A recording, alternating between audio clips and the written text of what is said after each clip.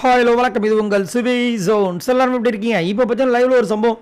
அதாவது நம்ம ரம்யா ஜோவும் ராஜமாதாவும் பேசிக்கிறாங்க. ரம்யா ஜோ என்ன சொல்கிறாங்கன்னா, பிக் பாஸ் வீட்டுக்குள்ளே போகும்போது அங்கே நல்லா சாப்பாடெலாம் கொடுப்பாங்க, நல்லா எல்லாமே சூப்பராக ஜம்முன்னு இருக்கும், அப்பப்போ டாஸ்க்லாம் கொடுப்பாங்க, அதை மட்டும் நீங்கள் பண்ணால் போதும் அப்படின் போதாக்க சொல்லி அமுச்சு விட்டாங்க. அப்படின்னும் போது இந்த பக்கம் கனி, இம்மா நீயாவது அப்படி என் தங்கச்சி இங்கே தான் இருந்தா, அந்த பக்கி பையனத்தம்மா சொல்லிச்சு, நீ எப்படி ஒல்லியாகணும்னு நினைக்கிற முதல்ல? ஏன்னா அங்கே எப்போ பார்த்தாலும் அப்பப்போ கேக்கு வரும், ஐஸ்கிரீம் எப்போவுமே வந்துட்டு அந்த ஃப்ரிட்ஜில் இருக்கும், நாங்கள் எப்படி சாப்பிடும் திணறிடுவோம்.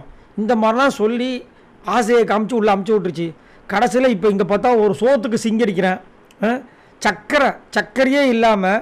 சரி, ஒரு பிளாக் காஃபி தான் குடிக்க முடியல, அதெல்லாம் பிளாக் டீயே குடிக்க மாட்டேன், ஒரு பிளாக் காஃபியாவது கிடைக்கும் பார்த்தா அதுவுமே இல்லை. ஏதோ ஏழைக்கேற்ற எள்ளுருண்ட மாதிரி ஏதாவது ஒன்று கிடைக்குன்னு பார்க்குறேன். வாயில் வைக்க முடியாது, சர்க்கரையே இல்லாமல் பிளாக் காஃபி அது கூட இல்லாமல் ரொம்ப கஷ்டப்படுறேன்.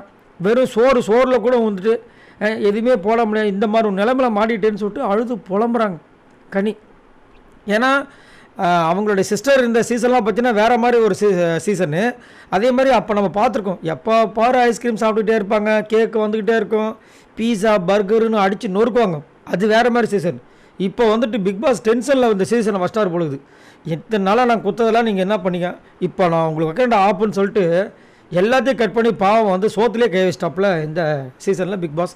சரி, இந்த கனி புலம்புறதை பற்றி என்ன நினைக்கிறீங்கன்னு சொல்லுங்கள். அது மட்டும் இல்லாமல் ராஜமாதா அண்ணன் உண்மையிலே இப்போ நம்மளுக்கு தெரிஞ்சவங்க, நம்ம சொந்தம், உள்ளே போயிட்டு வரும்போது நல்லாயிருக்கும், நீ போ, வெளியில் அப்படி தான் இருக்கும், உள்ளே போ செம்மையாக இருக்கும் அப்படின்னு சொல்லும்போது நம்மளுக்கு ஒரு ஆசை வரும்ல, அந்த ஆசையில் உள்ளே வந்துட்டு இப்படி ஆகும், எவ்வளோ கஷ்டமாக இருக்கும். இதை பற்றி உங்களோட கருத்துக்களை சொல்லுங்கள். பாய் நண்பர்களே.